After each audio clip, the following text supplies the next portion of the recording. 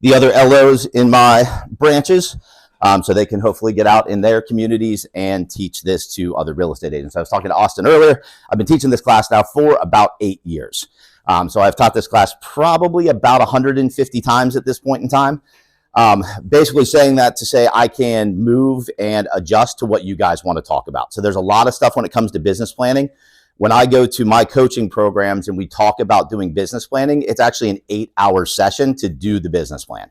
So obviously I'm condensing this down into 45 minutes. So we're not going to leave here today with the plan written out. What I'm really going to kind of talk about is the ways to think through why you should do a business plan, how to think about it, what to get in there.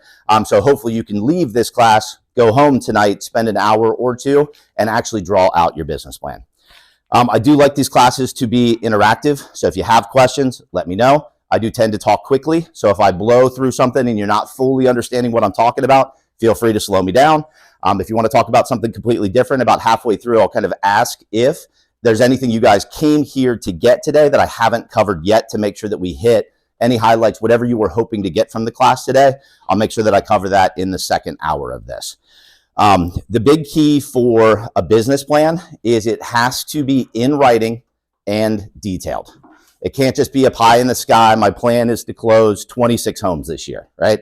It looks cool on paper, but it doesn't actually have any real meaning behind it. So when you're doing your business plan, you have to start with maybe that goal, but then you have to break it down to how am I going to get there, right? Where are those referrals going to come from? What are my activities I need to do to generate and nurture those referral sources? So again, we're going to kind of talk holistically, and then we'll drill down in the second hour into really some specific details on how to get that done. I handed you guys out 2 books. One says Business Planning on the front. That's what we're going to work off of to start. The Realtor Success Plan I'm going to hit at the end of this. This is a new experiment that I just rolled out this week. Basically what the goal is if you don't have a plan, this will become through over the year, exactly a business plan of what to do today. So if you guys look in this book, it'll literally say on January 11th, this is who you should be calling. Here's the scripts that you should be using. Here's how to organize your database. So this is kind of an experiment. So if you guys actually do use this after today, I would love feedback, what you like about it, what you don't. I want to make this a really, really useful tool for realtors, not only in Columbus, but in my other locations across the country. So we'd love some feedback on that. But we're going to spend most of our time talking about this book right here. So when we do our business plans in my coaching group, we start off with a longer term vision. We want to really understand why we're doing what we're doing. Closing, 26 units is great, right? But you want to understand more of the why you want to close 26 units. So when we go through this, I think it's the 3rd page in the book, you guys will actually see it listed as a 5-year vision. This is where we start every single time that we're going to do a business plan. And the idea behind this exercise is to kind of dream big and basically focus on what you would like your business and your life to look like 5 years from today. So this is like an opportunity to kind of go, swing for the fences. If you want to be doing 100 units a year in 5 years, right, that could be on this form. I encourage you to be somewhat unrealistic when you look at your 5-year vision. Dream bigger than maybe what you think that you can accomplish. You'll be amazed at what can actually happen over a 5-year stretch. When I got into the business, and I'll make sure to tell you guys, I've messed this up more often than I've gotten it right. So I want to make sure that if I'm up here, I don't sound like I'm preaching and I'm perfect and I do all this stuff, right? I'll tell you every single time that I've failed at this, so hopefully you guys can avoid it as well. In June will actually mark my 30th year in the business. So I've been doing this for 30 years. I did it very, very wrong for 20 years. I did it on my own. I didn't seek out coaching. I didn't surround myself with people that were doing it at a bigger level. I thought I was at the top of the game. Then I went to a conference and I ran into a bunch of people that made me feel like I was doing it completely wrong, which they were right. And they were doing it at a level that I hadn't even dreamed of. So for the last 10 years, I've hired business coaches, put myself in circles that are always producing more than me. And so that's where I'm coming from on this. So if you haven't had a good plan before, give yourself a pass. I didn't for 20 years, right? But since I've actually had a detailed written plan, I think I've 10x'd my volume since I started doing the plan. And I thought I was doing good then, and I'm doing 10 times more now. So it's one of those things, just having the plan is a big contributor for it. 2023, when I go back and I look, is the first year I didn't have a written business plan. So for 9 years in a row, I had a written business plan. I followed it. I managed to it. My business grew. Everything was great. 23 was just kind of a pain in the butt, right? As a realtor, lender, as an owner of a mortgage company, 23 was a nightmare for us. I did the complete wrong thing and I buried my head in the sand. Didn't do a plan. I was just trying to survive each day. So when I go back and I look at 23, it's the first year I'm disappointed with my performance because I didn't have a plan. The market was tough, right? I could give myself a pass if it was just 100% market directed. I could have gotten more out of 23 than I did. So that's why I'm doing a big focus and why I'm teaching 10 of these classes this month is to make sure that going into 24, I've got a good plan and I can help as many agents have a crystal clear plan as well. So when you guys do this 5-year vision, you want to put down, like, if you want an upgraded house, right? If you live in a $200,000 house and you want a $500,000 house, that can go in the 5-year vision. You want to think about the trips that you want to take, right? I love to travel. So on my bucket list is to go to Australia. So that's something that's in my 5-year vision plan. You want to basically, take what you're doing now in volume and consider 5Xing it, 10Xing it, if that's what you want, right? So one of the big themes that we'll go through when we talk about business planning is don't put things on here just because they sound good or somebody else said that should be your goal. You want to make sure that you're building this around you, right? Not every real estate agent wants to close 100 units a year. To them, that sounds awful, way too much work, way too stressful, right? So don't put that down as one of your goals if that's not really what you want to do, right? If you'd like to do it and you're just maybe afraid you can't get there, it should still go on there, right? But if it's not something you truly want, don't put it on there. So one of the cool exercises with this, the first time I did a 5-year vision plan was in 2014. I hired my first business coach who also happened to own the mortgage company that I was interviewing to go work for at the time. Part of the interview process is we actually had to write out our 5-year vision plan and submit it in with our resume. So he didn't care so much about like where we've been, like what our actual resume looked like. He put a lot of stock on what do we think that we can become? Like where are we actually driving for, right? Are we okay with who we are? Probably wouldn't have gotten hired if that was my message, right? He wanted to know that we were dreaming big and really pushing for something else. So I thought the exercise was kind of dumb, kind of cheesy when I did it, right? But I wanted the job, so I followed instructions and I wrote out the 5-year vision plan. After I got hired, he made me print it out. So I had a copy of it in my car, at home, in my office desk, basically anywhere where I was going to be doing prospecting activity.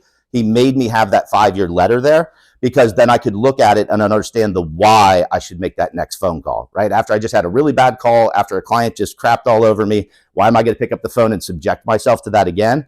That 5-year vision was kind of the driving force to that.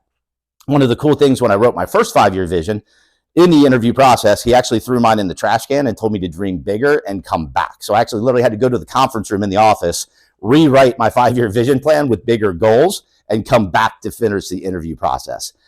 That new revised one I thought was very, very unrealistic at the time. I just did it because he told me to do it. The cool thing ended up happening is within 3 years, I had hit 85% of the stuff that I thought was BS that I put in my 5-year vision plan. I'm now at 100% of everything I wrote in that plan. It just took me about 7.5 years to get to 100% of the 5-year vision. But I got 85% of the way there in 3 years and had to finish the last couple pieces of it. But again, it was like buying a lake house at Indian Lake was on my 5-year vision plan. That took me till 2021. So that was the last piece to finish off that original 5-year vision plan.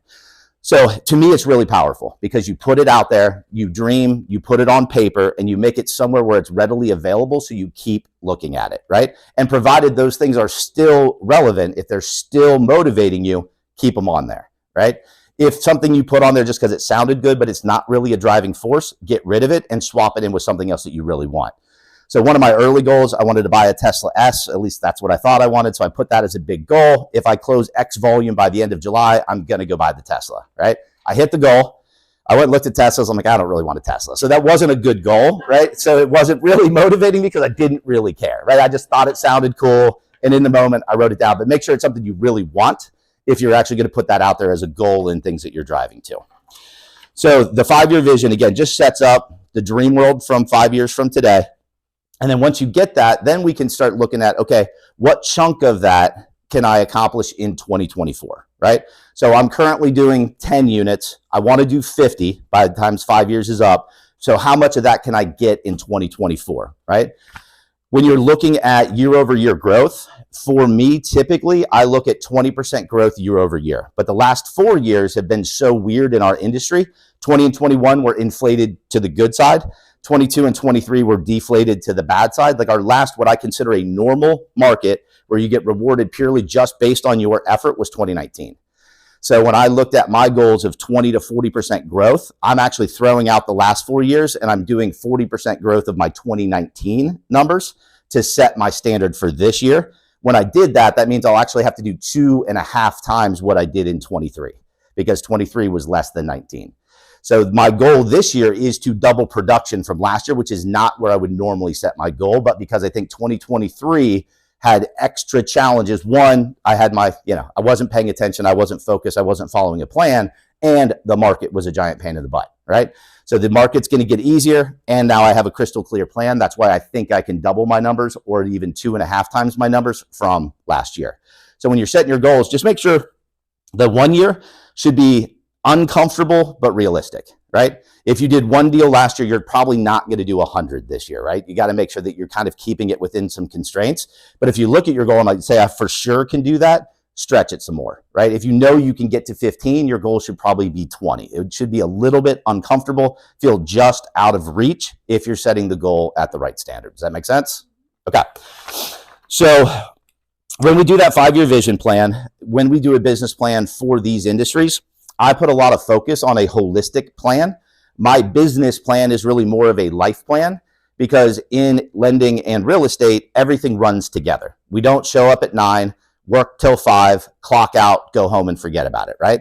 If that was your world, you could write just a business plan that had nothing to do with personal stuff and you could have a whole separate personal plan.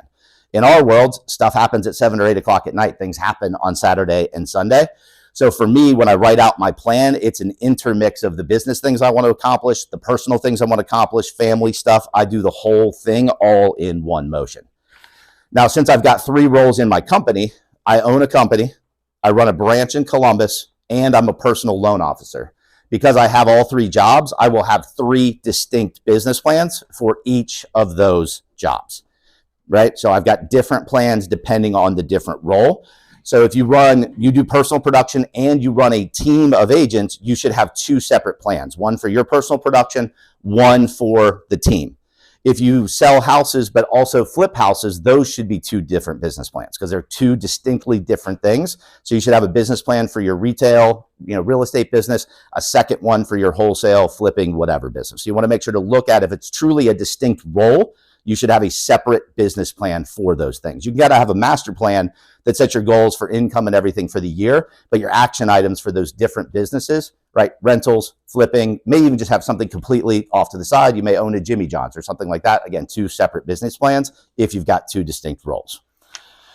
So when we look at drawing out the business plan, again, I do the holistic view. I am a little bit of a workaholic.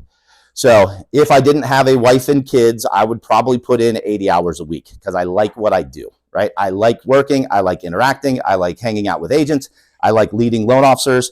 I would be passionate about it. And I would literally just wake up and eat, sleep, breathe mortgages, right? But fortunately, I do have a great wife and great kids. So they have to fit into the picture somewhere, right? So when I do this, because I would have a natural tendency to prioritize work over family, I start my business plan with what the family responsibilities are first. Because I know if I don't, they'll just fit into the little small crack somewhere and I won't give that part of my life the attention that it deserves. So my daughter's really big in Irish dance, requires a crazy amount of travel. So the very first thing I did when I got my business plan is sat down with my wife and said, where are we going? When are we going there, right? And it's not like we're driving to Cleveland, like we're going to Scotland in April for Irish dance. So it's a big part of our life plan is operating around the Irish dancing. So that's step 1 is to get that stuff in, right? My son's going off to college this year. So doing college visits and making sure that we make that decision, do what we need to do to get him prepped and ready to go to college in the fall was another big mission for 2024. So that's where I started my plan. And then the business stuff now just fits in around that, right? There's plenty of time for business stuff. Again, happens on Saturday and Sunday. If I can't work on Thursday, Friday, I can make up for that on Saturday and Sunday if I want to, right? If I need to. So there's always time to get the work stuff in. So I have to do the family stuff first, right? I do know some people will prioritize family too much, right? and not focus on the work piece. So they may do it in the complete opposite order, right? So it just depends on kind of where your strengths and weaknesses fall. One of the things when we look through business plans and kind of our 5-year vision, you'll notice one of the key things on there is number of hours worked. What are you currently putting in a week? What do you want it to be in 5 years from now? For me, my coach always wanted me to get down to 32 to 35 hours a week of working. Like that was the goal for that, is to push that down, get the work down to only 32, 35 by leveraging team members, by getting more efficient, leveraging technology, all those types of things. My base personality though, I get bored when I'm not doing something. So working 32 hours a week wouldn't work for me. I would just be at home driving my wife nuts. So we've actually negotiated 50 hours a week is the right number for me, right? I still have plenty of time for family stuff, and I can get all the work done, and I don't drive anybody crazy, right? So for me, my goal is not to get to 35. So I took that off my vision because it wasn't a motivating factor for me. I don't care, right? Maybe 10 years from now, I'll want to get down to something like that. But for now, I wouldn't know what to do with my time, and I would go crazy. So 50 hours a week is the right number for me. So again, when you're doing these plans, you want to make sure that it really is what's going to drive you, what you want your vision to be. One of the things that you guys can work through if you want on the holistic approach, there's a list of where are we and where do we want to be. Again, this is more of a holistic view where you actually go through and you write down your biggest challenges, what you're struggling with your work, with money, with your love life, family, spirituality, friends, self. So you look at all those different categories and you basically look at where you are, what your struggles are, and rank yourself from basically 1 to 10 on where you think you're performing at that part of your life. The reason to do that is you will typically find that you're really strong in 4 or 5 categories and really weak in 2 or 3 others. So when my business plan comes together, I look at where I'm weak, and that's the next step in my plan is, okay, how do I focus on fixing the things that I'm obviously not happy with, right? If I'm rating myself a 4, I need to pay a lot of attention to that this year to get it up to at least a 7 or 8. I don't believe in perfection. I believe to strive for perfection. So I will never rate myself a 10 on anything because I think there's always room to improve no matter how well you're doing at anything. And generally, unless you are just a complete disaster, nothing should be a 2, right? Everything should pretty much fall in that 4 to 8, 9 range, right? Is really where it should be. If you need a lot of work on it, it's probably a 4. If you think you're crushing it, that should be an 8 or a 9. And then you look at, okay, this is where I am today. Where do I want to be, right? So what do I want that to look like by the end of 2024? So a big thing for me, right, especially the way the last couple of years went, is business was super, super stressful. One of my stress relieving activities is to hang out with realtors and drink bourbon. And because everybody else was stressed, there was no shortage of realtors willing to hang out with me and drink bourbon for 22 and 23. So I drank way too much bourbon, right? Which is not good for the waistline because then you end up eating nachos while you're drinking bourbon and everything else, right? I put on probably 30 pounds over the last 24 months. So my goal for this year, actually, part of the plan, I'm not going to get there on my own. So I hired a personal trainer and a nutritionist, because my goal is to bench my weight by the time I turn 50, which is actually in May. I've only got 4.5 months left to get this goal accomplished. And I have a 60-pound spread between there right now. So I either have to get a boatload stronger or I have to lose weight, probably somewhere in between, right? But that is one of my written down goals that was a business plan. And then my action items around that were to hire a trainer, work out twice a week, do cardio twice a week, hire a nutritionist so I start eating better, right? So that's a part of a life plan, is actually putting those things in. It's not just, I want to weigh, 220 pounds. I had to put the action steps behind it. So when you're doing your plan, it's not okay just to set the goal. You have to figure out how you're going to get there, right? If you do the same thing you did last year, you will get the same results this year, right? The market improving is not going to dramatically change anything if you don't also change your mindset and your behaviors. So when you're looking at that, you have to literally say, okay, this is what I did and this got me here. I want to be here, so what do I need to change? And for me, having every intention to work out all throughout the end of 2022, I had intentions to work out. I got the gym membership, right? I was ready to go, but every morning when I woke up and was supposed to go to the gym, I didn't do it, right? There was something more pressing, or I was tired, or the million excuses that we all make. The only way I got my butt to the gym was to hire a giant man to train me that I am afraid of. And I will show up on time because he will pummel me the next time if I don't, right? But that's what it took to get me over the hump, right? So now I work out 2 days a week, every single week on Mondays and Wednesdays at 7 a.m. with the trainer. And I've been at it for about 5 months now with that trainer. So that's been able to put me in a state of mind to stay consistent with it. Okay. Just started the diet plan 2 weeks ago. I did the working out first. Now I'm working on the diet plan. The working out was actually easier in my mind to get to than trying to eat healthy while we're running around town and doing all this stuff all the time. Obviously, teaching this class, you guys are bringing in pizza right afterwards, right? That's the normal thing that happens. So I end up eating like trash most of the time when I'm running around and teaching these classes. But you want to take a look at it, right? So one of the things that I find is if personal life is going really, really well, that helps your business because you're not in a stressed zone at home. So then when you get to the office, you can focus and you can be more productive, right? If home life is a train wreck, you're going to be unfocused, stressed out, worried about things. You'll be less productive. So in order for business to go really well, both things have to go well, in my opinion, right? And life could be going good, work sucks, and that stress comes into the home and starts messing up your personal life, right? So you have to kind of fix both simultaneously. The better your work is, the better your home life, the better your home life, the better your work, and it forms a nice positive loop. But you could also be a downward spiral if you don't get a hold of it. So you just kind of have to figure out where your biggest struggle is. And if it's life stuff, get that under control first and then move to step 2 of actually fixing the business plan, right? So what we're going to walk through on the 1-year plan is where are we going to get business from, right? That's obviously one of the big keys is where are you getting your business from? Take a hard look at 22 and 23. Look at every transaction that closed, every client that you got, and source it back to exactly how you got that client, right? Was it a referral from a family member? Was it a Zillow lead? Was it a Realtor.com? Did they come through an open house that you ran, right?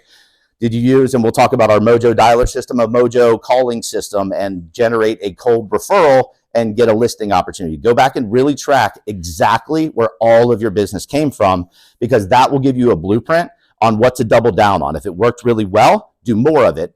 If it didn't work very well, right, you spent 10 hours a week doing this activity, but your closings are 0 from it, maybe we need to look at doing it differently or doing a different activity.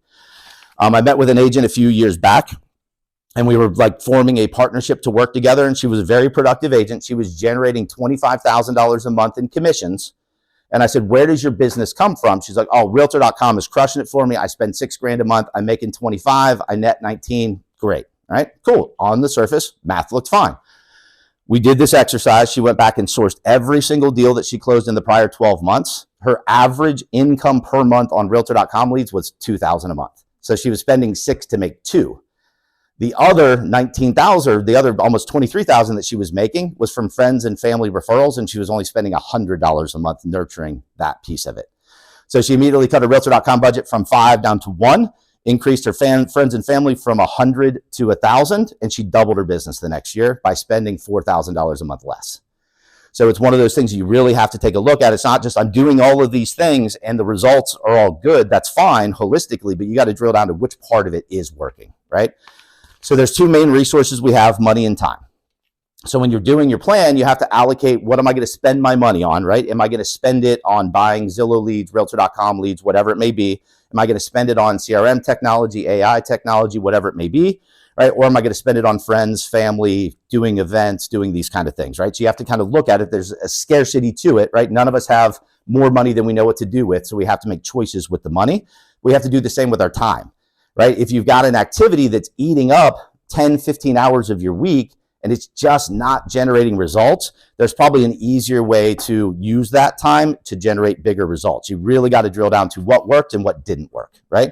And if it didn't work, then you just have to do an honest assessment of, did I do it the right way, right? If you were doing internet leads and it didn't work, what was your call plan?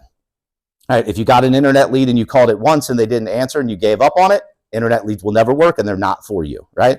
You have to call them 7, 8, 9, 10 times in order to get an internet lead to convert at even a 3% clip, right? If you call them once, they convert at like 1/10 of 1%.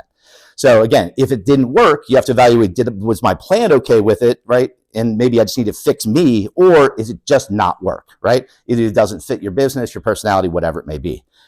If you are not getting any business from friends, family, and other business professionals, that's where I think 80% of your production can come from. And I'm going to focus a lot on that in the second half of this, on what I believe the right action plan is to put that into play. If social media is one of the things that you want to focus on this year, right? In my opinion, there's two main focuses for social media, right? Or I guess three. You could not do it at all, right? Which was me up until about a year ago.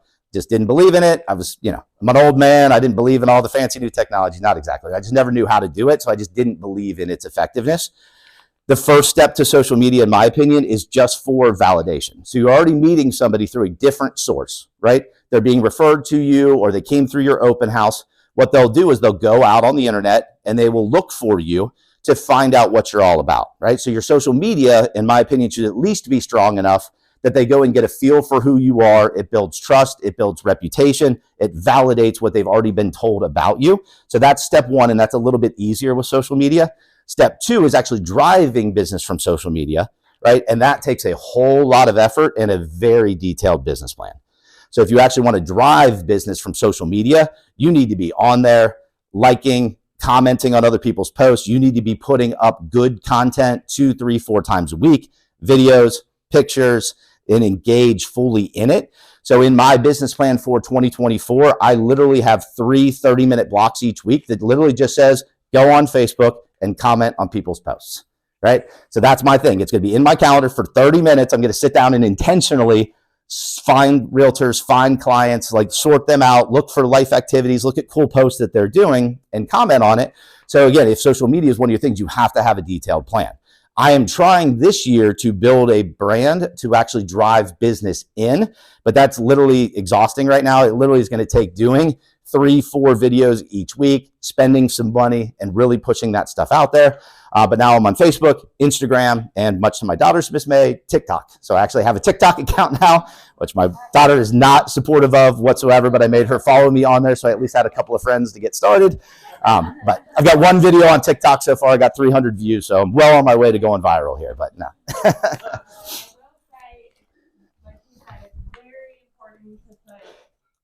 Plan around that social media because it can be a big time suck, and then all of a sudden the day is gone and you spent all day trying to make one post.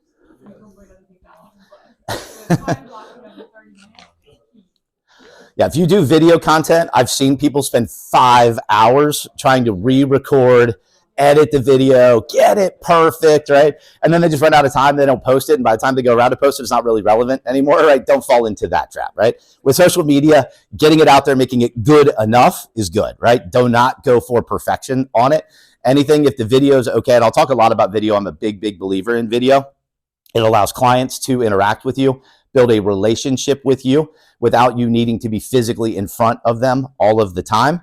What I find from a lot of real estate agents, and probably just everybody, right? Everybody's self-conscious. Everybody thinks they look like an idiot or sound like an idiot when you do videos, right? So they end up talking themselves out of doing it. But it is an incredibly powerful, medium to get your brand and your presence out there.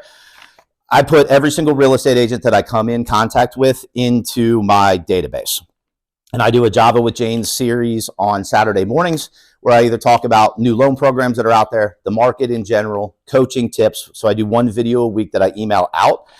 Right now it goes out to about 2,000 realtors, and that number is growing, as time goes on. What I really cemented to me the power of doing video and doing it consistently is I went to a Last Realtor Standing event, and I had somebody come up to me like we were best friends. She knew me, she knew my name, she knew all about me, right? So my assistant happened to be with me. I'm like, who is that? I don't know who this person is. I was feeling really, really bad because obviously she knew me. So I obviously have met her before. Come to find out, she hadn't. We'd never met before that night. She had watched 50 of my videos. So she knew me because she watched all of my videos. So she had a relationship with me that I didn't have with her. Right. And again, it took me no extra time to add her to that list and I was doing the video anyways, whether I sent it to 5 people or 2,000 people. Right. But it built that nice presence there.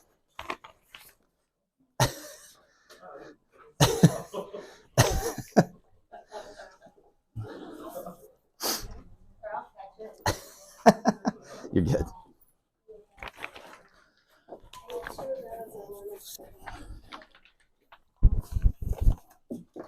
Need those two. Okay.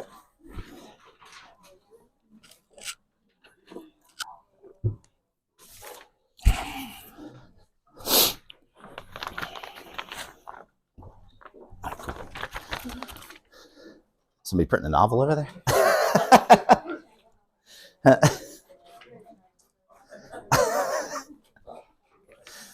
Now you got a full-time job just catching paper as it falls at you? All right. Yeah, so on the video stuff, I'm going to talk about it probably 10 more times. I am a huge believer in doing video. I was just like everybody that thinks that they look dumb and are apprehensive about doing video. My coaching group that I was in prior to the one I'm in now was more militant. There was a lot of accountability. If you did not complete an assignment, there were punishments that came along with that. And if you didn't, follow through on the punishment, you got kicked out of the coaching plan. So one of my assignments was to do a video and invite realtors to a happy hour event that I was doing the following month, right? I'd always just kind of done it, called people and invited them. Said, you got to do a video, send it out to all of them. I didn't do it. I did not fulfill the assignment. So my punishment was to sing happy birthday to somebody else on a coaching call with 10 other people listening to it. So I had to sing by myself in my office. I do not have a good singing voice. So it was really embarrassing, whatever. So then they reassigned the same thing to me to do the video and send it out to 300 agents. Didn't do it again, right? I talked myself out of it. I actually recorded the video this time, but then I didn't like it, so I didn't send it, right? So I got halfway there. My punishment then was to dress up in a full suit and do 50 burpees in front of my entire team on video. And then I had to email that to all the other coaching students. So I did that, right? And then they assigned it again, and I was terrified of what the next step in my punishment would be. So the pain to do the video was much less. So I just did the video. I sent it out. I got 50 replies back about how cool the video was, right? So I was overthinking it, and immediately got positive feedback. And ever since then, I'm not afraid to do videos anymore, right? So, and I'll do them. And sometimes they're not great. I send it anyways, right? Most of my videos, when I do them, I'd say 95% at this point are one take. Takes me 60 seconds to record it. We do it. And my only question is to the person that helps me film it is, did I sound like an idiot? And if the answer is no, cool, ship it. Like, it doesn't have to be perfect. As long as I didn't sound like an idiot, ship it out the door, right? So if you did well or didn't do well, right? The biggest thing that people make the mistake of when they do it is they watch the video themselves and critique the shit out of it and find 42 other things that they might be able to do better. And then they do another take and another take and another take.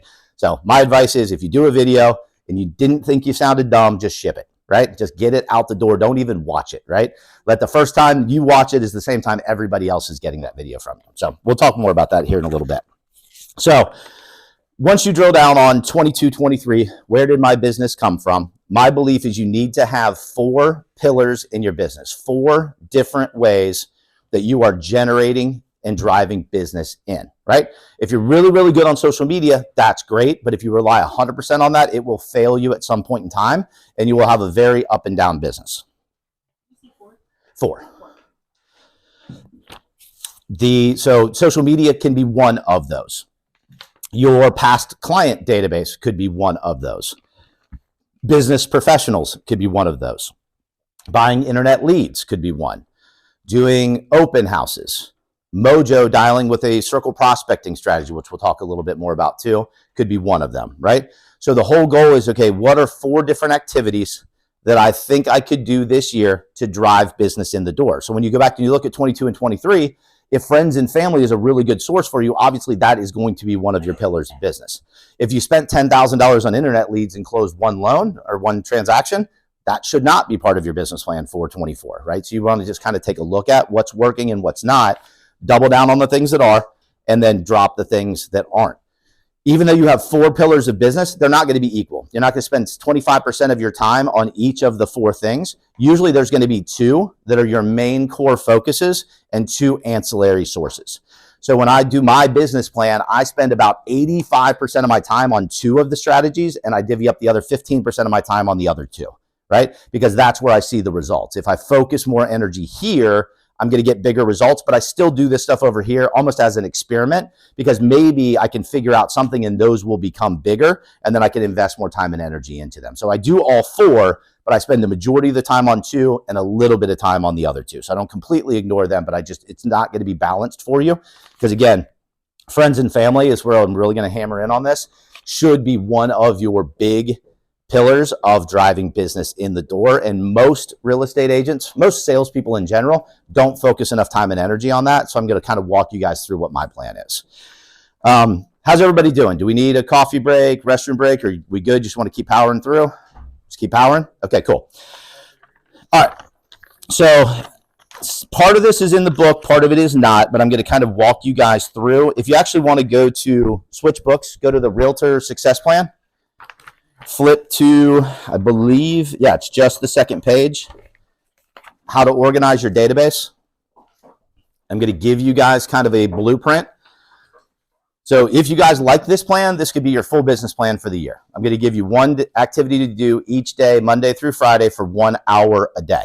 So if you like it, that's your business plan. You can just put it in place and run with it, right? If you don't like one of the concepts, swap something else in, right?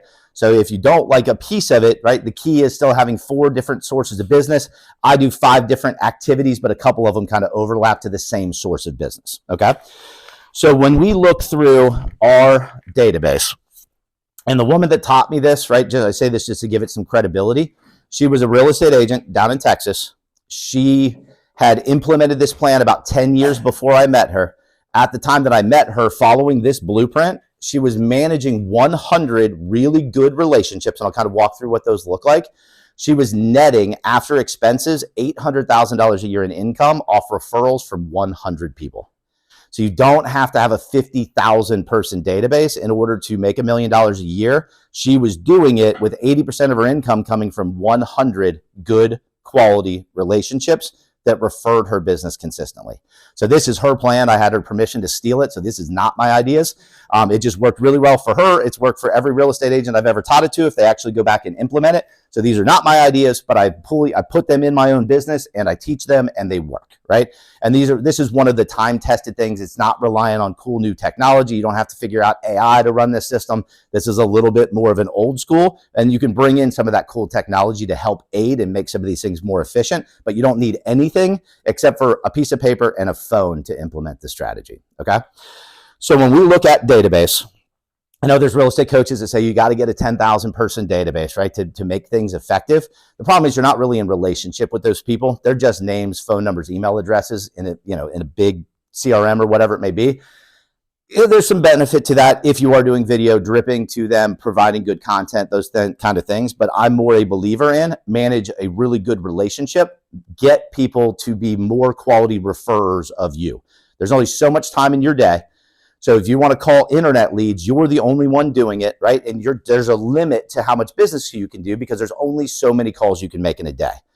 If you build a relationship with 100 people, get them to be motivated referring people, they're out in the universe having thousands of conversations that you are not part of, that's not using your time and energy, and they're referring business into you. So we spend a lot of time and energy nurturing those 100 relationships so that they go talk to thousands of people to potentially find business for us. So when we look through that, we break our database into 4 chunks. Our top 50 favorite people, so that's going to be our VIP list, and that's a mix of friends, family, neighbors, past coworkers, business professionals will be a big piece of that, CPAs, financial planners, homeowners insurance agents, divorce attorneys, all of that, and I'll drill in a little bit more in that in a second. The only 2 criteria for them to be in my top 50 VIP list is I have to know them and like them. So I have to be on a first name basis with them. They can't just be somebody that I saw on the internet that I'm chasing. That's not my 50 yet, right? You'll have those targets and you're trying to get them there, but they're not there yet. So if you run into them at Kroger, they should be on a first name basis. You should know each other and you have to like them, right? That's it. That's the criteria. And then the third, once you've been in this system for a year, is they have to have been able to refer you at least 1 client that year. So everybody in your top 50 VIP, they don't have to refer you 50 people. It's great if you get somebody that can, but as long as they can give me 1 referral a year, I know them and I like them, they're going to be in my top 50 VIP, okay? And again, business professionals will make up a big piece of that. The second part of our database is our top 50 favorite past clients. So we're going to go back through. If you've been doing this for 20 years and you have 1,000 past clients, you're right, you're just going to go down and you're going to pick your favorite 50. If you have less than 50 transactions, you're going to write down every single client that you've closed, and you're going to go back and cross off anybody that you would not want to do business with again, right? If you've done this long enough, you'll have that client. If you haven't already, you will have that client that you're just happy to get to the closing table, really happy they got their house, and you're done and you never have to talk to that person again. Do not put them on your favorite list, even if you don't have 50, right? Quality can be much more important than quantity, Because as you'll see in a second, you're going to spend a lot of time and energy on them. So if you don't like them, they're going to shoot your whole list down, right? Same thing with your top 50 VIPs. That's why I have to like them, right? They could be a really good business professional that could refer me a decent amount of business. But if we just don't click, we're just not the same type of person. I think they're slimy, whatever it may be. If I don't like them, they don't go in my top 50 VIP, regardless of how productive they could be, right? Now, if they send me a referral, I'm still going to work the crap out of it, take great care of the client, and do everything else. I'm just not going to focus a lot of time and energy chasing them around if I genuinely don't like them, right? There's enough people out there that I can find 50 people that we can be friends with, right? So I find my 50 realtors that like to drink bourbon with me. So that's why my realtor list, make sure that we have a similar interest aligned there. So favorite past clients, I do the next 300. So really the key is we focus a lot on 100 people, a little bit on the next 300, and nothing on everybody else. So the next 300 is just a mix of past clients and VIP business people that just didn't make my top 50 cuts, right? So if I've got 100 people, I cut it down to 50, the other 50 slide down into my next 300, right? My clients that didn't make the top 50, they slide down in the next 300. Again, if I do not like them, they're not going here either, right? There are people I just delete from my database if I just don't think it's a good fit, just because I don't want to see their name. I'm not going to call them, so I just don't, right? And I'm a pretty easygoing guy, so there's not a ton of people that I genuinely dislike that much. I think I've only deleted maybe 10 names over the last 5 years that I just do not want to do business with, so I want to make sure they don't get my videos, they don't get my emails, I do not want to prospect to them, right? But again, that's 10 out of like thousands of people, so. Some people are more selective. I won't name the realtor, but I know a realtor. I pull out his phone, and he has a blacklist of blocked phone numbers of other real estate agents, and it goes hundreds deep. So he will not get a text message or a call if you're on that list, because it literally is blocked from his phone. So he doesn't even know they attempted to reach out to him. That's extreme. I don't think that's a great business plan, right? I tease him for that. But, right, it does happen out there for some people, a little bit more discerning than me, okay? And then there's everybody else. So anybody that you get a name, a phone number, and an email has a place in your database, right? I'm not going to spend a lot of time and energy on those people, but if I record a video on a market update for Columbus, Ohio, that's relevant to my business people, my favorite past clients, my next 300, and everybody else, right? So they're in a database. It only takes me 2 extra seconds to click off on the other 2 categories, and I can send that video out to 20,000 people instead of 2,000 people. But that's the kind of stuff that my everybody else gets. They're not getting invited to events. They're not getting invited to, anything that I'm doing. I'm not honoring them on their birthday. They literally just get whatever kind of generalized content that I put out there that I think applies to everybody, in the marketplace. Cool video idea to send out to your people for this week. Zillow just released that Columbus is the #3 hottest market in 2024, right? Really easy to put that graphic up, record a video talking about it, right? You can even just basically read the article, regurgitate it in your own words, and that's a video that you can send out to your database, right? So you don't even have to come up with your own content, just steal the other content, right? Don't plagiarize it and copy and paste it without giving them credit, but you can use the visual, record your video explaining in your opinion what the article said, and that's not plagiarism, right? As long as you're using your own words to do it. So that's how we organize our database, right? Top 50 favorite people, top 50 favorite past clients, next 300, everybody else, okay?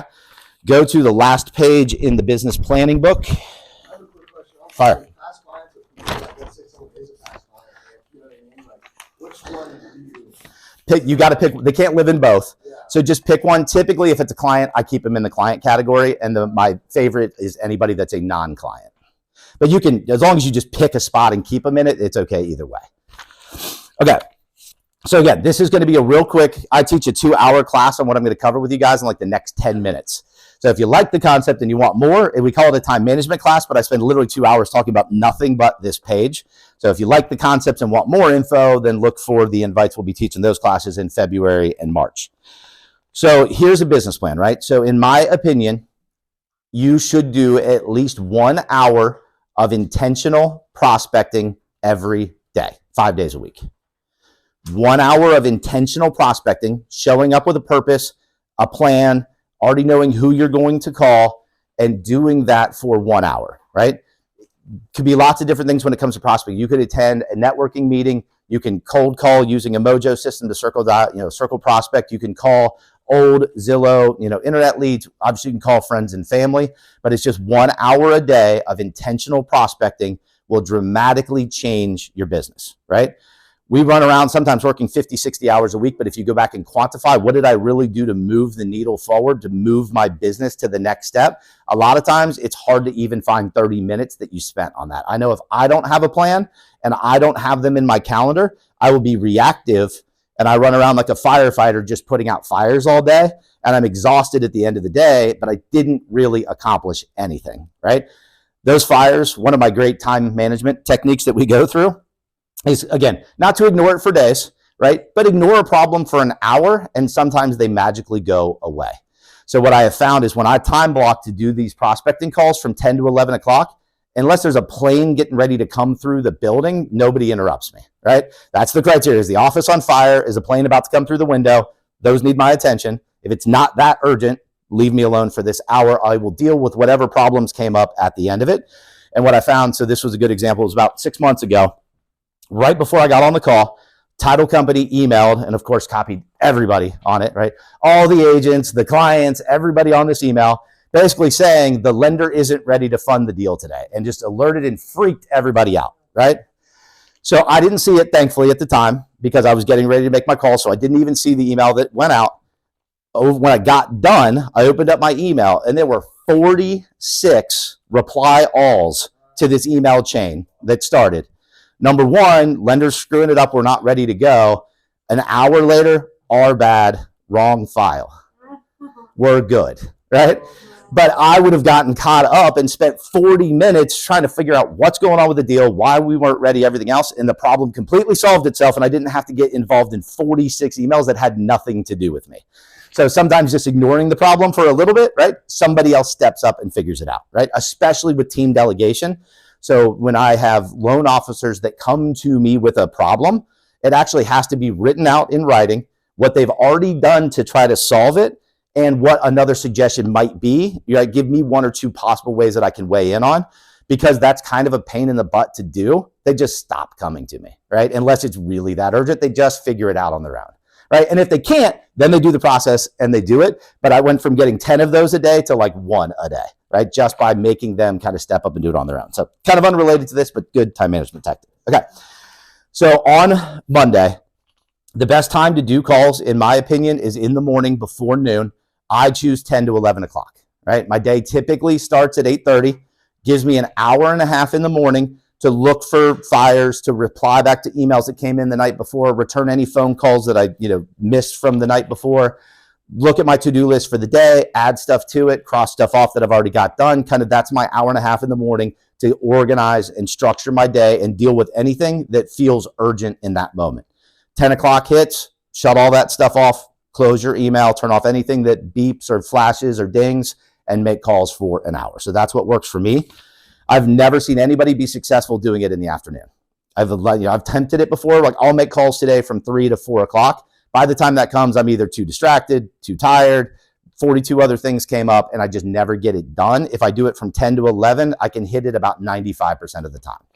So on my calendar, Monday, Tuesday, Wednesday, Thursday, Friday, I actually have 10 to 11 blocked off with 5 different activities to call, and I'm going to burn through these really quick on what I do. So Monday, we want to touch our top 50 favorite people at least once a month. And this is all based on a Harvard study of what it takes to be top of mind. So what does it take for when real estate comes up, questions asked that would require a real estate agent, what do you need to do to make sure you are the top of that list in their mind, right? You should pop up immediately. So this is the strategy to do that. So we take our 50 people. Calling 50 people in one day is way too many. If you make 20 outbound prospecting calls a day, you're going to do really, really well. So we take our list of 50, we divide it by 4, and we do one section of that each week of the month. So the first Monday of the month, I do it just by alphabet. Other people have divvied up different ways. I'm calling everybody in my top 50 that has a last name that starts with A through K, right? That gets me 13 people that I'm going to call on the first Monday. And then I call another 12 to 13 the next week, 12 to 13 the next week, 12 to 13 the next week. So I'm going to get to them at least once a month. And again, these are my top 50 favorite people. They are going to be, ideally, as this develops, a lot of business professionals. Most of my top 50 at this point in time are divorce attorneys, estate attorneys, CPAs, financial planners, homeowners insurance agents, contractors, people that come across, people that have real estate needs in their normal course of business. So with their clients they're already hunting and interacting with, there's going to be real estate opportunities that come up. That's who I'm making my list of my top 50 with.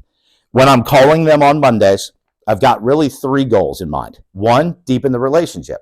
I want to be friends with these people. I want them to think of me as a friend. I want to make sure that I'm very, very top of mind. If anybody ever asks them, do you know a good lender? I want to make sure they immediately don't have to think about it. They don't have to go in their Rolodex. Like, yeah, you should call Market Rapid Mortgage. He's great, right? That's the relationship I want to have with these people. So I'm calling just to talk about, again, these are people that you get to know. So I know stuff about their kids. I know the trip that they took. So we can have a personal conversation, right? And do that. I want to meet with them all at least once a year face-to-face. There's 50 people in my VIP. I want to do lunch or coffee with them once a year. I do 1 a week. It gives me 2 weeks off, right? So when I'm calling on Monday, if I have not seen them face-to-face in a while, I'm trying to schedule the coffee, lunch, or happy hour, depending on the type of person that they are. I also try to invite them to events. I'm a big believer in events, not so much for the benefit I get out of doing the event. The event gives me an easier phone call to make. So a lot of times I schedule a happy hour because I didn't have anything else to call and say to real estate agents. So I schedule the happy hour and I call and invite them to the happy hour, right? It's a way to get around call reluctance because, again, it's not as personal. I'm just saying, hey, come get a couple beers on me, right? If they say yes, great, we get to hang out. If they say no, just save me $10, right? So it's like it's an easy no to take. So that's why we do the events, is so it makes it easier to call. So if I schedule a happy hour for the second week in February, every single Monday for the next month, I can call and invite people to that happy hour, right? And then the week after that, I can call and thank them for coming to the happy hour or give them crap if they said they were coming and they didn't show up, right? You can use that happy hour a bunch of different ways, right? So that's why we do events, and we try to do something at least once a month so it makes these calls easy to make. And it doesn't have to be your event, right? It could just be something in the community. If a lot of your people work in the Worthington area and there's something cool happening in Worthington, you could just call and give them a heads up. Hey, I'm going to this activity. I thought maybe it would interest you too. So you don't even have to organize it, pay for it, do whatever. But that's what we use events for, is to make it easy to call. One of the things with events is if you call 50 people and invite them to a happy hour, typical turnout is 6 to 8. So you're not going to get all 50 people there in general, right? You realtors are a little bit of a mixed bag. If I invite 50 realtors, there's a chance 48 show up for a bourbon, right? But most business professionals aren't wired that way. So typically you're going to invite 50, 8 show up. The cool thing is you get a ton of benefit for inviting the 42 people that didn't come. They appreciate the invite. They almost feel guilty, right? So it was didn't intend to do it. I had like a kind of a VIP event where I was inviting my best realtors to it, a little bit more expensive, exclusive event. There were certain realtors that couldn't make it, and they felt bad. Like, I'm so sorry I couldn't make it. As a makeup, here's a new client. I'm like, cool, don't show up to any of my events. Just send me a new client every single week because you felt bad you didn't come to my event, right? That's a cool trade-off, right? But they'll do that because they feel bad. You invited them, they couldn't come, right? And it just, again, keeps it top of mind. They appreciate the invite, and they actually will refer out of guilt, which is fine, right? However they refer, whether it's guilt or respect or whatever, I'll take it all. So that's what I'm going to do on Mondays. I'm going to have an event scheduled. Question? I don't mean to interrupt. Yeah, go ahead. When you call your favorite 50, use the Ford rule, family, occupation, recreation, green gold. So when I am calling with the intent to deepen the relationship, which isn't every phone call I make, yes, I do follow the Ford script. And do you take notes? Because I guess my brain, I can't imagine a database of 100 people that you eventually get to know them better, and their kids and their birthdays and their events. Do you make notes in your database? 100%. Okay. Absolutely, write down exactly what we talked about. I have to. Yeah. No, yeah, because again, you know them, but you don't remember every single detail, especially when you're hammering through these phone calls. So yeah, if they say I'm going on a trip to, New York next week, that's going in my notes. So when I call them in 2 weeks, I could say, how was that trip to New York, right? And they're impressed that I remembered, right? Which I did not remember. I just put the notes in the system and looked at it right before I picked up the phone and called them, right? Just an Excel spreadsheet? Or You can use any. I've got a really detailed CRM because I'm a tech geek, but it's just for the mortgage world of it. CRMs, whatever you will use, right? There's not one that's dramatically better than all the others. They've got different bells and whistles, right? Excel spreadsheet, if you don't want to spend any money on the CRM, is fine. You can literally have an Excel spreadsheet with tabs for top 50 favorite people, top 50 favorite clients, next 300, everybody else, right? Some kind of CRM is good, especially if you want to do the video content, some kind of drip content. The CRMs make that very easy. But again, if you already have one, just learn it. Don't go hunting for a better one. If you have nothing, right, Follow Up Boss is a pretty good, inexpensive one that's kind of a good starter one there. But again, there's a million options out there. If your brokerage has one, use it, right? Again, nothing's going to be dramatically better unless you become an all-in tech user, which most people will not, okay? All right, so, and then the last thing I'm going to do with my top 50 favorite people is honor them on their birthday. So I'm going to call them once a month. I'm going to try to meet with them at least once a year, face-to-face. I'm going to honor them on their birthday. And when I do generalized video content, I'm going to email that out to them as well. So that's the touches that I'm going to try to do with that person. For a birthday program, again, you're doing this for 100 people, your top 50 favorite people and top 50 favorite past clients. You want to make it easy, repeatable, and eventually, as you build a team, delegatable. So you shouldn't have to be the one that does it. Cool trick, if you, again, can get over yourself and do video. BombBomb is a great service for this. You can go out and look at all your birthdays in February. You can record all of those videos wishing them a happy birthday today and schedule it to go out to them at 7:30 a.m. on their birthday. So you don't even have to remember the day off, right? Because then you'll miss it. You can do it today for all your February birthdays. So I can record 10 videos in usually 20 minutes and schedule them to go out on their birthdays. And that's impactful because it's personalized. I'm saying their name. I'm speaking directly to them. I'm delivering it to them on their birthday. And it's free because I'm already using that software for other things. It doesn't cost me any more money, right? If you've got the budget and you want to do something more, food is always good.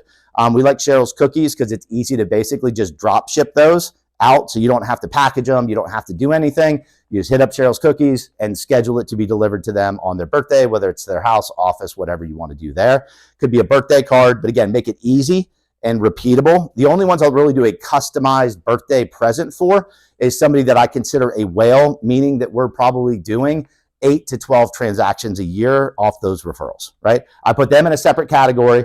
They're making me a lot of money. Those scenarios, I'm probably going to spend $100, try to get them something personalized, right? But for everybody else, everybody that's in the rest of the 100 that aren't operating at that level, we do something that's easy, repeatable, and put it out there. When I tried to do customized gifts for everybody, I screwed up and missed like 80% of the birthdays because we spent weeks trying to come up with it. Then we got them nothing, right? We didn't even do the video or the birthday card or anything. So don't make it complicated. Make it simple, easy, repeatable. All right, so that's the favorite 50 people. That's all it takes. Find 50 people that you know, like, and trust that can refer you one client a year, and then nurture the relationship by calling them once a month, seeing them once a year, inviting them to events when you have them, honoring them on their birthday, and sending some kind of generalized market update content to them whenever you actually put it together. Okay? Tuesday, same thing, 10 to 11, time blocked. Tuesday is for updating our existing clients. So anybody that you're actively working with, buyers that you're out showing homes to, listings that you have, and anybody that's in contract, right? That's going to be what we consider a client. You're actively engaging with them in some way, shape, or form. They're either in contract working towards closing, or you've got a listing appointment set with them, whatever it may be. So the idea is it's really, really good customer service when they basically poll clients. Their biggest complaint, generally about lending and real estate agents, is I never heard from my agent after I got in contract, right? They got me in contract and they ignored me till closing when they showed up and picked up their check, right? Again, not saying that about anybody individually, but that's the general stigma of the industry. So if you call them every single Tuesday, they can never say that about you, right? So again, and now it's structured, it's organized. The main reason we make these calls, though, is to get referrals while they're actively in the real estate process. The best time to get referrals is when they're doing it, not after they've already done it. If you wait till after closing to ask for referrals, which is what most people do, they're busy. They're getting their daughter signed up for gymnastics, enrolling in the new schools, dealing with moving, trying to figure out where the hell they put the plates, right? They're dealing with all of that stuff. So their mind shuts down and they're not a very good referral source. While they're in it, they're hearing a lot of real estate terms and their radar is up higher than it will ever be. When I bought a Jeep, I drove off the lot and I looked around and it seemed like everybody had a freaking Jeep all of a sudden, right? Because it was just top of mind. That's all I could see. When they're in a real estate transaction, they're talking to their friends and family and overhearing conversations. That's when you want them interjecting to give you that referral. One of the scripts that we use to kind of encourage clients to do that, we tell them we're going to call them on Tuesday, right? So it's a plan of action. They know that we're going to call on Tuesday. And then we tell them on Tuesday, when we give you the update, that is a great time to let us know if you came across any friends or family members that were looking to buy, sell, invest anywhere in the state of Ohio. So when I call you on Tuesday, that would be a great time to share that information with me, right? So when you call on Tuesday, you give them the update. By the way, did you come across anybody last week, right? Eventually, you ask this 8 times while you're working with them, they will find somebody to give you, right? They'll throw their Uncle Bob under the bus, if nothing else, at some point in time, right? But you set it up, right? And again, give great service, right? Don't just expect it if you're doing a crappy job for them. But if you're doing a really good job, you're giving them great service, it's okay to ask for that referral. The other kind of funny script that we use with clients is, I'm going to work my butt off to get you in the home. What I need you to do while I'm working for you is find me your replacement. So I will put all my time and energy into you. Instead of finding more clients, I need you to find my next client. So I don't have to be distracted chasing more clients. I can just focus on you. So that's kind of a way that we put it in their brain, that we need you out hunting for our next client so we can focus on getting you into your house. So little trick there.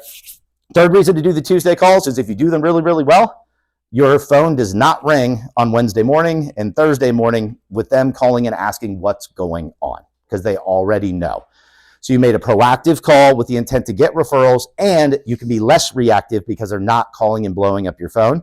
If you brand it and do it consistently, you also won't get calls on Monday night because they know you're going to call them the next day on Tuesday, right? So they wait because they know it's coming. If they don't know when the next time they're going to hear from you is, they're going to call you whenever an idea pops in their head, right? They will text you at 2 o'clock in the morning if you don't have a scheduled, regimented thing. And obviously things come up, right? Some clients do reach out anyways, right? Because on Wednesday, something changed, right? That we didn't know about the day before, but it does get really, really, really quiet on Wednesday and Thursday. Usually when my phone rings on Wednesday and Thursday, it's because it's new business coming in the door. It's not reacting to things that are already happening. It's gonna laugh because, well, they're not calling you, they're calling us. But you're not calling them every Tuesday. Yeah.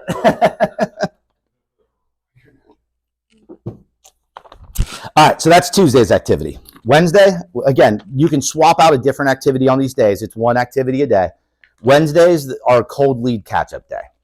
All right, so there's just people that have been referred to us previously that, you know, maybe it's internet leads, maybe it's an open house, maybe it was a sign call, whatever it may be. You just haven't been able to connect with them yet.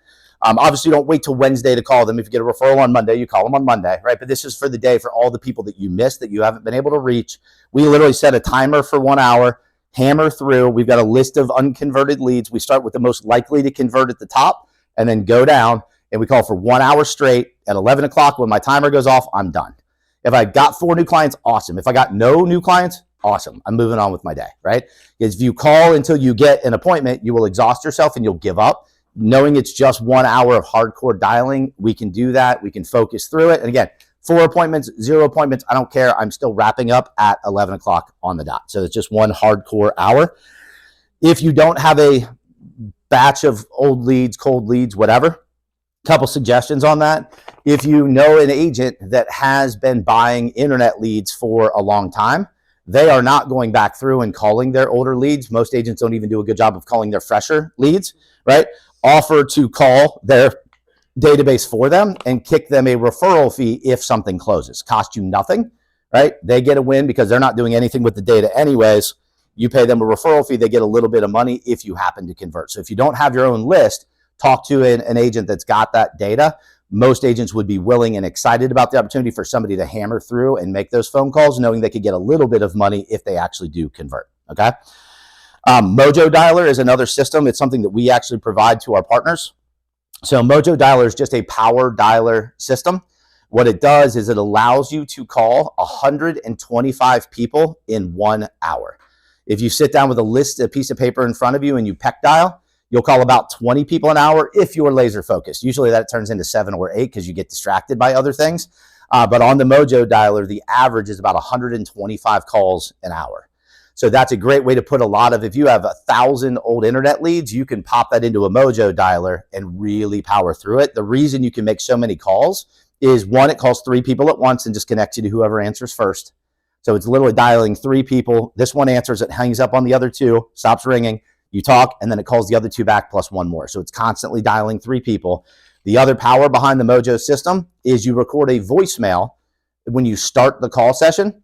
And when their voicemail picks up, instead of you needing to say the same message again and again and again, you hit a button and it plays that voicemail to them while you're already on talking to the next person.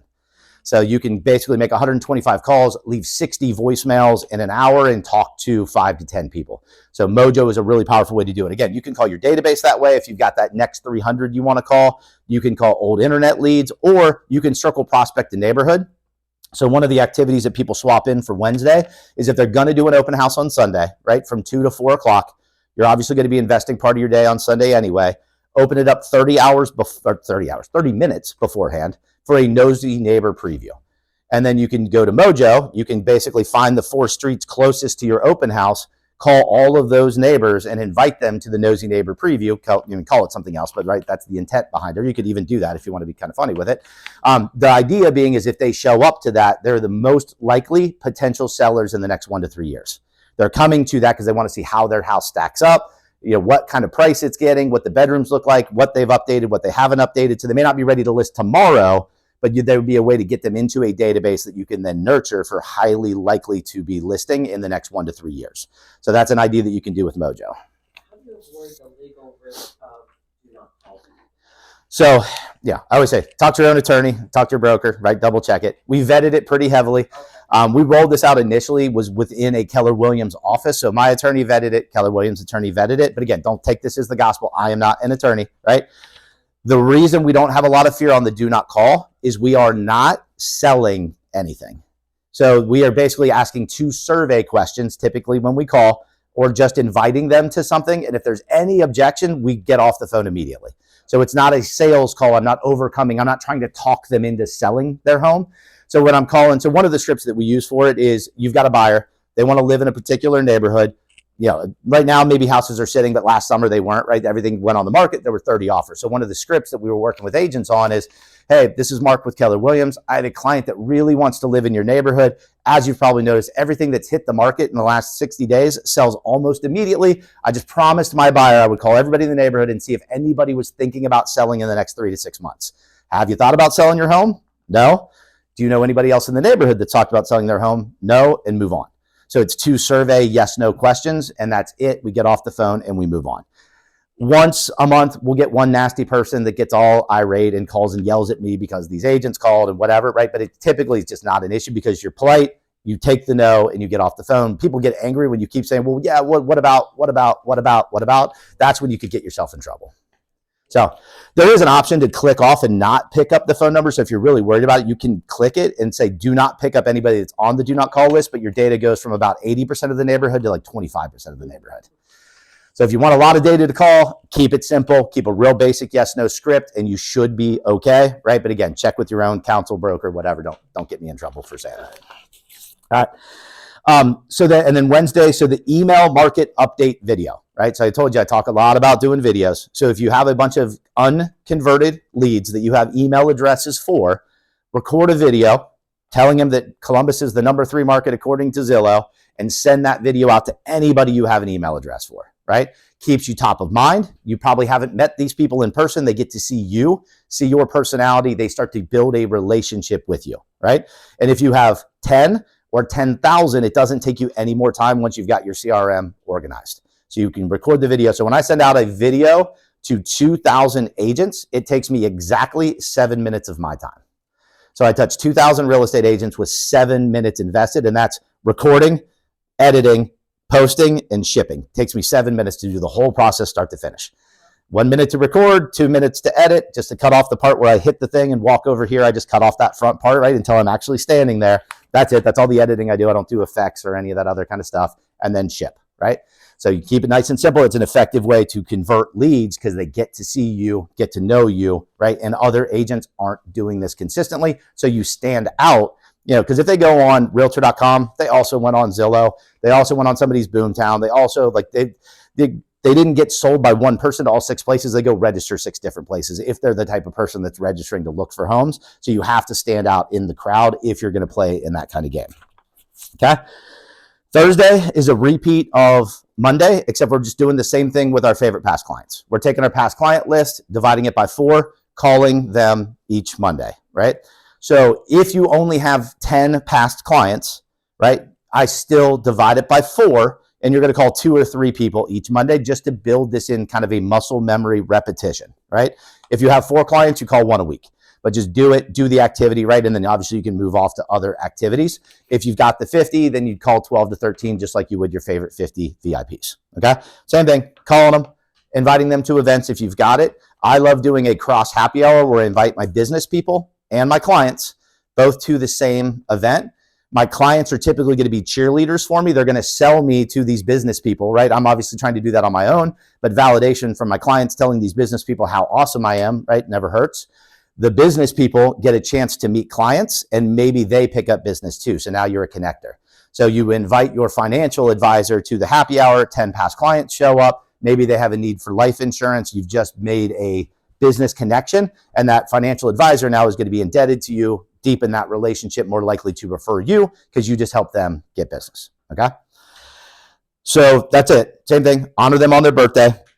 The extra with your favorite past clients, and you could also do this to your favorite 50 VIPs, is to do what we call a letter of the heart. It says letter of the week on here, or yeah, letter of the heart monthly. Okay.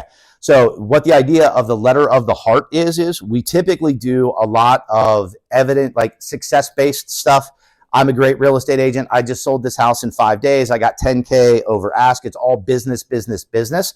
The idea is you want to connect with these people on a personal level. So the letter of the heart is more about you as a person, right? So the baseline is a family newsletter. This is what me and my wife, what me and my kids got into, right? And just kind of letting them connect. I've obviously done things like that about Irish dance, and a bunch of other people said, cool, my best friend's daughter does that. My daughter did that. I used to do that, right? So you connect with them on something that's not business related. One of my buddies that's psycho and has 5 kids, he posts that out that he has 5 kids, and he gets all the other parents that were crazy enough to have 4 and 5 kids, and they can communicate because it's a whole different ballgame than the 2 that I've got, right? So you can connect with people on those things. The best ones that I've seen go out, and they're harder to do, is to be more vulnerable and talk about a real life struggle that you dealt with, how you overcame it, and what you learned from it. Those are the ones that I've seen the biggest connections. Like the best one that I've ever written, my father-in-law passed away from Alzheimer's, and I put one together on that, and that got a huge amount of connection with people because they all know people that had dementia, had Alzheimer's, whatever it may be.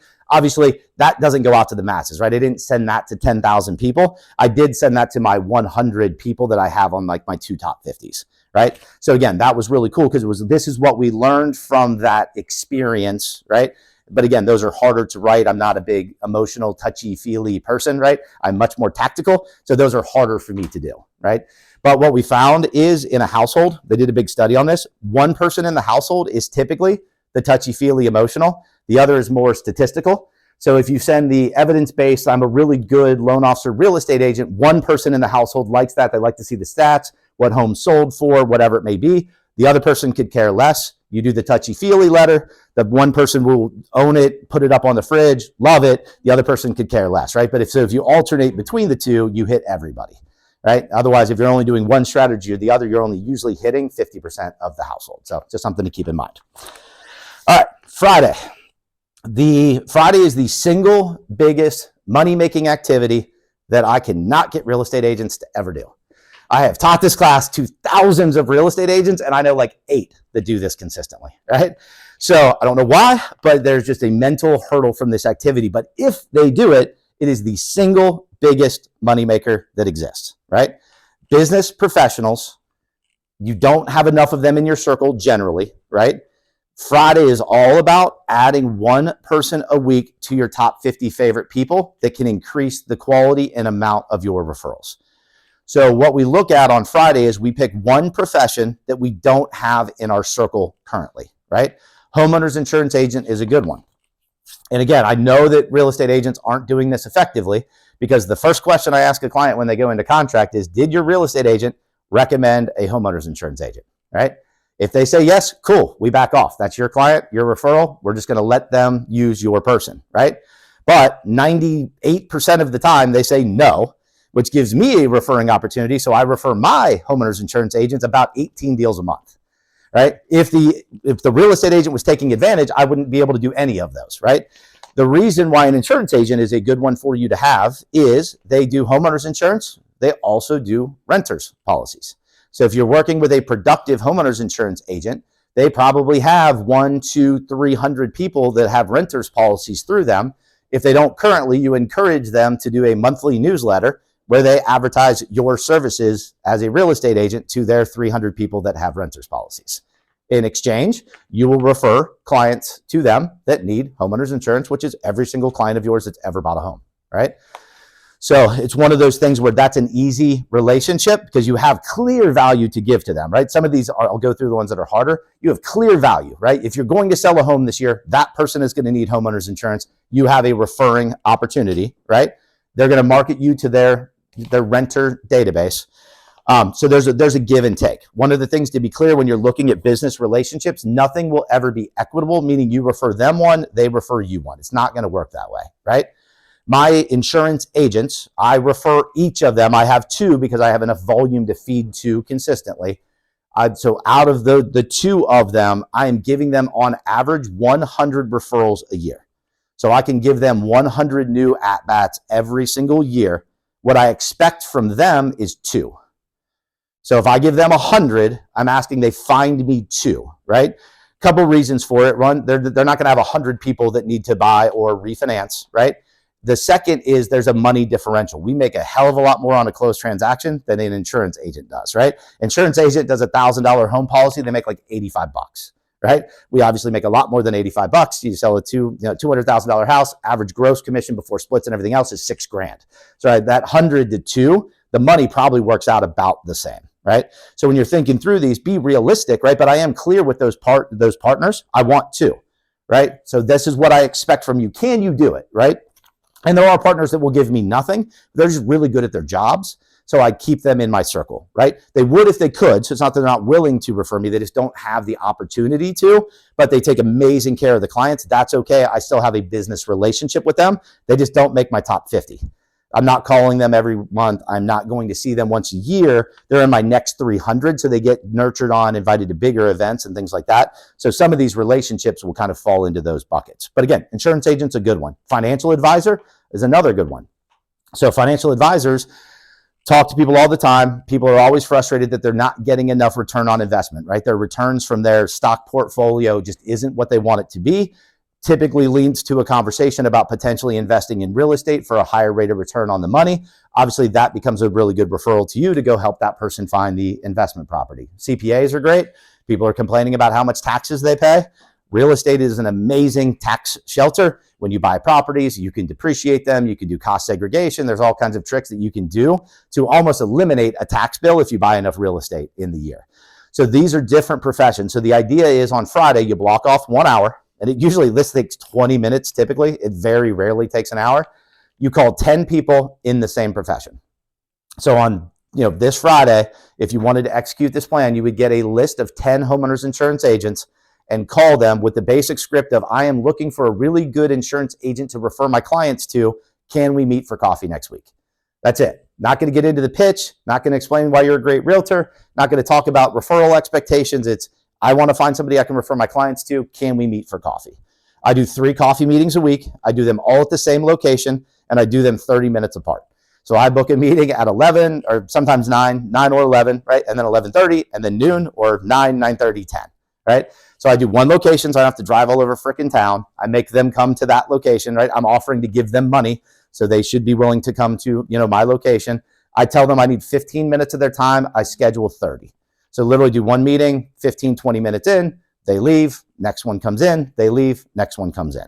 I highly recommend coffee because it's cheap and it's already in a to-go container. So if the meeting is going terribly, you can get out of there in about 5 minutes. 5 minutes is my record of sitting down, saying hi, realizing the meeting wasn't going to go, and exiting the meeting, right?